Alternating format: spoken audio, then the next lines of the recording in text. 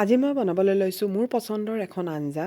তাৰ কাৰণে মই কেৰাহীখনত অলপ মিঠাতেল লৈ লৈছোঁ। তাতে মই জিৰা কেইটামান ফুটাই লৈছোঁ আৰু শুকান জলকীয়া কেইটামান দি লৈছোঁ। আৰু এইখিনি হোৱাৰ পিছত মই পিঁয়াজ দি দিছোঁ।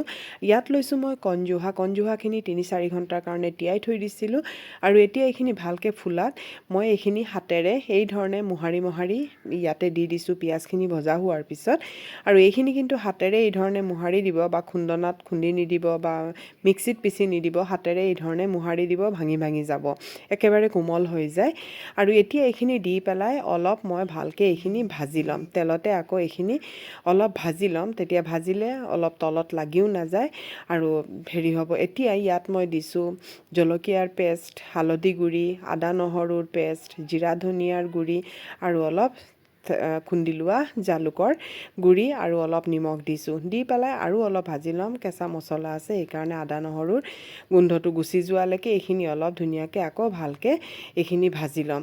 তাৰপিছত এইখিনি ভজা হোৱাৰ পিছত মই অলপ ডাঙৰ ডাঙৰকৈ কাটি থোৱা আলু দিছোঁ আৰু বিলাহী দিছোঁ। দি পেলাই ইয়াত মই অলপ লগে লগে পানী দি দিম, কাৰণ চাউল আছে যিহেতু তলত হয়তো লাগি ধৰিব পাৰে, সেইকাৰণে পানী দি আৰু দালচিনি এটুকুৰা আৰু তেজপাত দুখন দি দিছোঁ। দি পেলাই ঢাকি পেলাই থৈ দিছোঁ। আৰু এতিয়া এইখিনি আধা সিজা যেতিয়া হৈ যাব, আৰু এয়া চাওক গ্ৰেভিখিনি কিমান ডাঠ হৈ গৈছে। আধা সিজা হোৱাৰ পিছত তাৰপিছত মই এইখিনি আকৌ ভালকৈ লৰাই ল'লোঁ।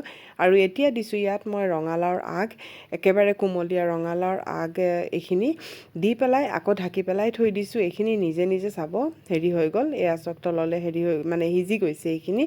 আৰু এতিয়া এইখিনি ভালকৈ মই লৰাই ল'ম। আৰু অলপ দেৰি মই ঢাকি পেলাই থৈ দিছিলোঁ।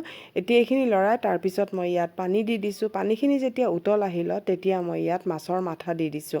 মাছৰ মাথাৰ লগত এই যে তৰকাৰীখন ইমানেই মানে ভাল হয় খাবলৈ, খুবেই টেষ্টি হয়। সেইকাৰণে মই ক'লোঁ যে আজি মই মোৰ পচন্দৰ খানা বনাইছোঁ, কাৰণ মোৰ এইটো খুবেই ভাল লাগে, সেইকাৰণে আপোনালোকৰ লগত মই শ্বেয়াৰ কৰিছোঁ। আৰু মাছৰ মাথা দি পেলাই মই 5 মিনিটমান উতলাই লৈছোঁ।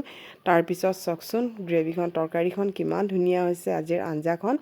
আৰু আপোনালোকে এবাৰ ট্ৰাই কৰি চাব পাৰে, খুবেই ভাল লাগে খাবলৈ।